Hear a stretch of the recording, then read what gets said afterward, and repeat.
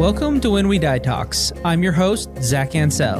In this podcast, we explore different beliefs about what happens when we die and how those ideas shape the way we live. Thanks for tuning in. I'm glad you're here. This episode is brought to you by The Dead Book. Okay, let's get real for a second. How prepared are your parents, your siblings, your partner, or even you for the future? We're not talking about the fun stuff, but the hard stuff, end-of-life planning. It's a tough conversation, but that's why The Dead Book exists.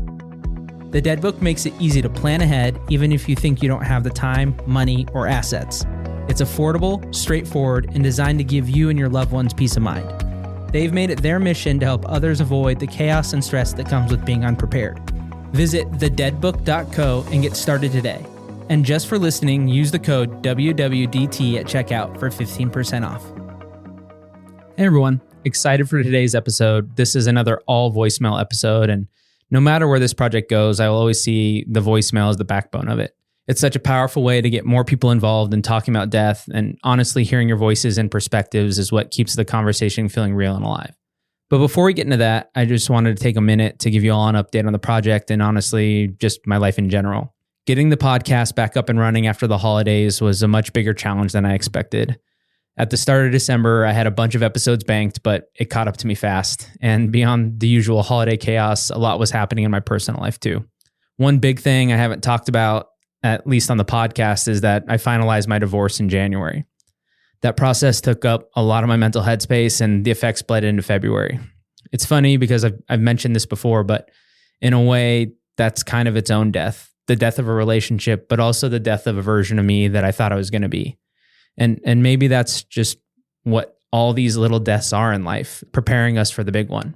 With all that going on, I got behind on interviews and just wrapped up in my own world for a bit. But I have a bunch of amazing conversations, interviews, just people lined up that I can't wait to share with all of you.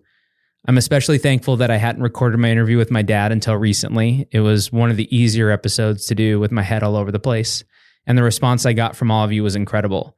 That one is always going to be one that I point people back to because I think you can really see where a lot of my thoughts about death come from, and maybe even more than I realized.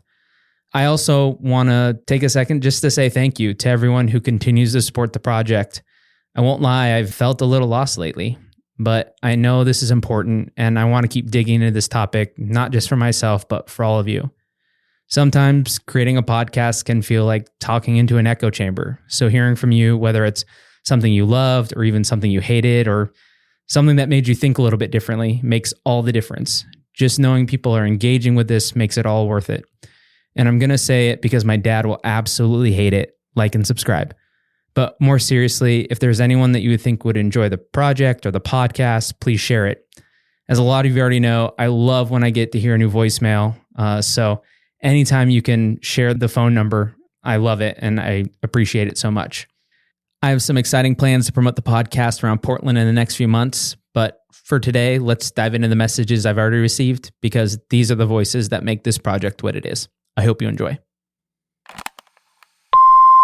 So I've been trying to come up with my answer to this question for a while, and every time I ask myself to think about it, I can't face it long enough to come up with even one idea, let alone one that I truly believe in. But I will say that when I was a kid trying to wrap my head around mortality for the first time, I pictured it as this eternal nothingness, an eternity of darkness and silence and just a vacuum with nobody around and no power to do anything. And that terrified me. So now I guess I hope that wherever we go when we die, I hope that we still get to experience, and that's it. I have to say, it took me quite a while to actually make this call, which I think was part of an interesting process. I ask myself this question every day. I think sometimes I'll spend hours pondering it while I'm doing other things. It brings up so many other questions about our human experience that, to me, just ends up causing kind of a bebop from question to question because they're really unanswerable. Why are we here? What's our purpose? Where do we, what happens after we die? And even beyond that, if I begin to form an idea about what happens after we die, then I still have parts of me that hold on to the many options, right? That part of me that thinks, yeah, we probably just are dust. We decompose like other living things that die, and this is it, right? We've evolved to be right here, right now.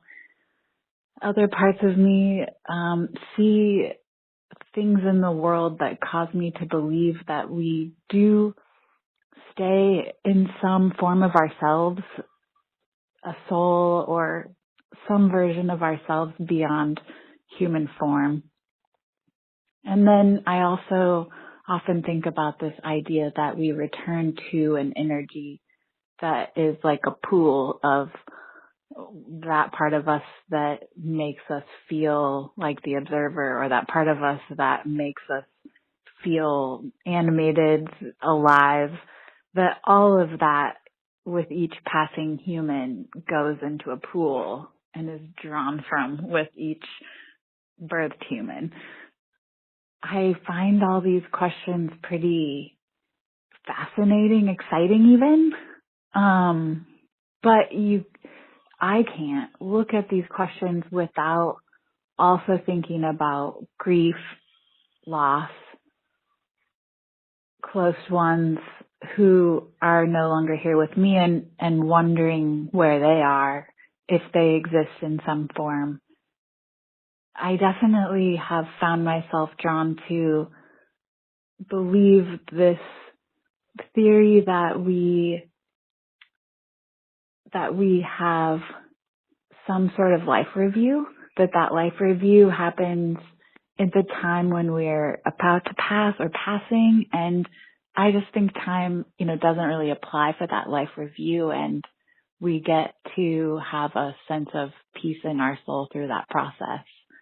And I do think that there is part of us that continues in some form, not a physical form, and, perhaps not an individual form, but certainly a form. I also think I kind of have to say, for my own little interest here, I do think that, this idea of heaven is one that we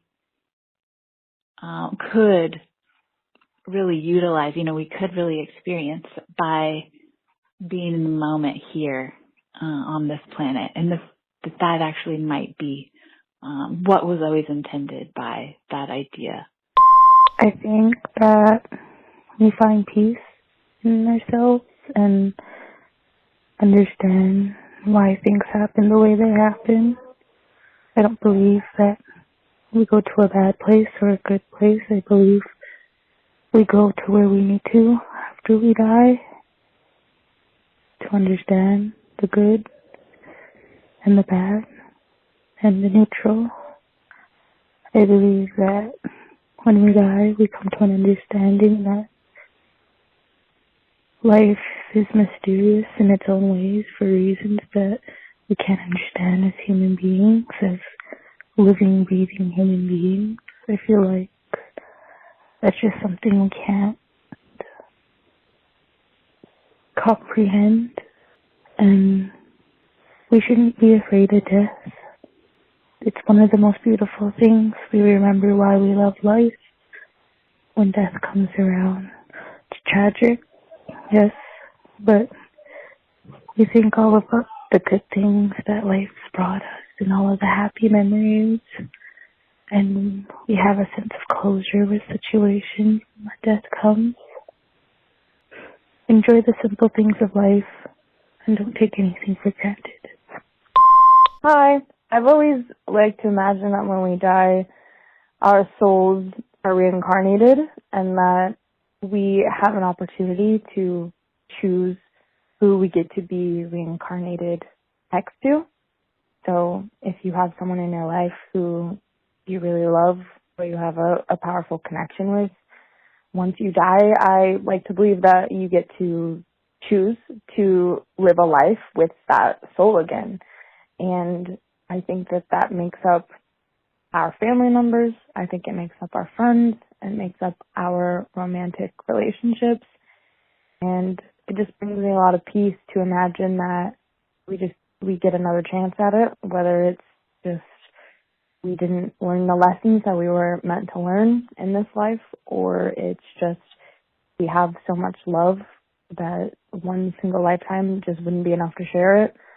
So you get to do it all again. And the idea is even more peaceful to me than the idea of heaven, because to me it always frightened me to think about just being in eternity in one single space. And, all those teachings that we learned in Bible school and things like that, I find it much more comforting to imagine that, our souls are just energy and it's just part of the universe and they never really go anywhere because we're just, as people say, the universe is just experiencing itself through us. And so I just find it very comforting to think that it's never really over and that once this is done, you just get to do it again. And you get to be by the people that you love again forever if you choose to. I just think that's probably my way of healing from weird religious trauma, but the idea makes me, I don't know, it just makes me feel very at peace. I thought a lot about the semantics of every word in the question. What do you think happens when you die? Or what do you believe happens when you die? Because there's a disparity between what I believe and what I know. What I know is you die, all of the processes in your body stop, everything that's keeping your body together stops, and you start breaking down into your component elements, and whatever animated before is not there. There's something intangible that's no longer there. And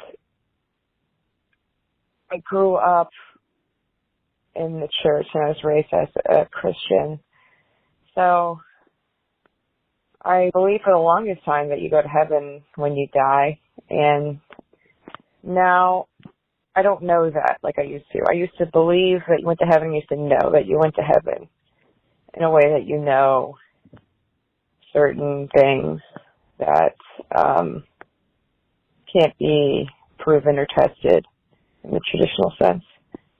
Now, I don't know if you continue to exist. I don't know if you just exist somewhere else. If everyone goes to the same different place where you live in some sort of continued life after death. I don't know anymore. It feels ridiculous to just say I believe that something happens. What good is saying that? What does that convey? What meaning does that have? I think if push comes to shove, I believe that nothing happens after you die. Like it's just it. I can't say with any certainty that anything else happens. But I don't like that. On other days, I do believe that something happens after you die, that the amount of pain and suffering and injustice that happens here, there's some sort of cosmic recompense for that there is an answer for everything that we've suffered here it depends on the day what I believe, if I'm honest. And I don't think I have some bedrock belief that doesn't change like I used to.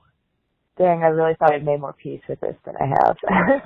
It's a complicated thing for me to talk about. It's when I was 24, I tried to end my life, and what I believed about death then was that after you die, no matter if your soul continues existing or whether it just stops and there's nothing left, the pain ends. And I believed that. I felt like that was owed to me. I felt like Even if it wasn't, even if it was just sort of like a clinical, scientific, you're dead, you cease to exist, and therefore you have no more experiences, and therefore whatever you're experiencing as a living person is negated, it's no longer happening. You don't exist in all senses of the word exist. And I think there's a thread about it that continues. That whether I think you're just gone, you just wink out, you're erased, you're no longer animate, you sort of like go back into the nothingness that you were before. I think whatever happens after you die, the pain has to stop. Like the suffering has to stop. There is a strange, deeply held morality that I feel, that there is something about death that promises no more of that. Especially because death itself is so brutal. How can it would be stultifying and too terrible for me to believe that somehow it gets worse after you die. And so no matter what, if you just cease to exist, or if you go on to heaven, or if you go on to some sort of like more Grecian neutral afterlife, where you're not necessarily rewarded or punished, you just sort of like are kind of like a shade or a shadow. I think that it isn't worse than life. I lost my brother. It'll be 7 years on April 5th. He was my half-brother. We have different mothers, same father, an abusive man, but a caring and loving man that comes from pain. Isn't that where pain comes from? Anyway, my half-brother, he died. And I know he has not left. He speaks to me all the time. Just today I found a 5-leaf clover. I found one on the 1-year anniversary of his death, and I found one on his 30th birthday, which was 4 years ago. And that's all. That's the only times I've ever found them, 5-leaf clovers. I'm born on St. Patrick's Day. I find a 4-leaf clover just walking down the street. So anyway, I believe that as long as we continue to remember them, they continue to speak to us on some level neurologically. There's so little we know about our brain, and I know that just like my child is cellularly in my mind all the time, like literally in my body, I believe in some ways genetically Livingston was too. And I miss him, and I loved him, and I love him. And he continues to show me love back. Some days in a 5-leaf clover, some days in a voice that reminds me of him just walking down the street. But I know he watches carefully over us all, and through all of my family that I've lost. Anyway, we know so little about our mind. We know so little about death, and we handle it so poorly. I wish we understood more. Just a little background. I was raised, mom was Catholic and my dad was Christian Zionist. So I was raised in Catholicism, but I experienced Christian Science growing up. And so I experienced the belief in healing in the Christian Science Church specifically. My personal journey into this area kind of began in most intensely in my 50s. Catholicism wasn't working for me. I found out that my growing up priest was one of the worst sex offenders in the church, and they kept sending him back to rehab. And as an educator, I could no longer stand behind the guilt and the just looking sideways. And so I found myself taking pieces from my experiences and from what I had talked to my dad about and going on a journey. My experience started as a teenager. My friend's dad suddenly died, and about a week later, my neighbor, who I used to go and mow their lawn, died too. And about a week after they died in the same week, and about a week after that, they came to my room, and I could just feel their presence. I couldn't see them, but I was wide awake. And they identified who they were and said, "We just came back to tell you we're okay and we need you to pass on that message." Then I talked with my dad, probably in my 30s, about his perspective of death. And then in my 50s, I found Reiki, an energy work, and my practitioner has been instrumental in my journey there.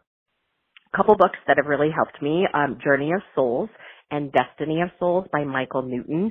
And he is a psychiatrist and takes people back into past life regressions, and they talk through the different lives that they've experienced. And that has been huge for me.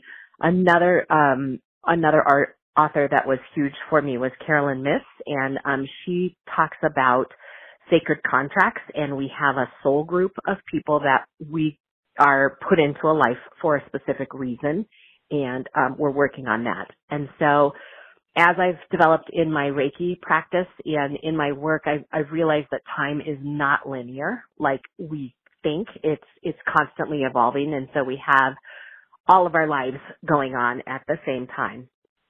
And I believe that we are here to fulfill our purpose in that life that we have chosen. When our time in this life is up, I loved my dad's version because it was simple and it really worked for my brain at the time. He said, you just move to another plane or another dimension and you can still see your loved ones and you're going on in your life, but they don't see you any longer. I have grasped onto that because I told you about my neighbors. My mom passed away when I was in college and came back to me. And it was a very similar experience, still that same vague outline. And I woke up and she identified herself and said, I came back to tell you I'm okay, and kissed me. And I saw what I knew as her physical body. And then she disappeared. Outside of the room, my roommate was trying to come into the room from being out in the hall studying, and something said, stop, don't do it. And then she came back in afterwards to talk to me about the whole experience. And then the third experience that has been huge for me is when my dad passed away in my 30s. He came back both to Chuck and myself as an orb, and I saw a green light, and Chuck saw an orange light that just kind of followed us in the evening when we woke up. Even now, when I really need his presence, he had a very distinct perfume. And so when we're doing something and I call him in, I get that smell that comes back to me. And Chuck has smelled it too, so I know I'm not crazy. But we can be walking the dogs in the morning and smell that, or in different places in our life. So I really have grasped onto that. You just move to a different dimension when your time is up, and your lives are just keep going on in not in a linear fashion, but they're all going on at the same time because you learn lessons throughout your lives that can help you in past lives. Hope this all makes sense. I'm excited to hear how your journey unfolds, and I can't wait to hear your next podcast. Have a great day. Bye. Hey, thank you for creating this. I think this is really neat. I've been hesitant to call. As we do in life, we make our decisions based on if we're going to do well or not, or mess up or have to restart or whatever. So now I'm just going to go for it, and whatever comes out, comes out. So before we are born, there's nothing. I don't remember before I was born, there wasn't like a waiting room with all the other little babies. There wasn't some place I was hanging out till I came to this body on earth. And I personally feel like that's similar to death. And like the moment when you're falling asleep and you're not aware that you're trying to fall asleep anymore, you just enter that sleep state. I feel like that's similar to death as well.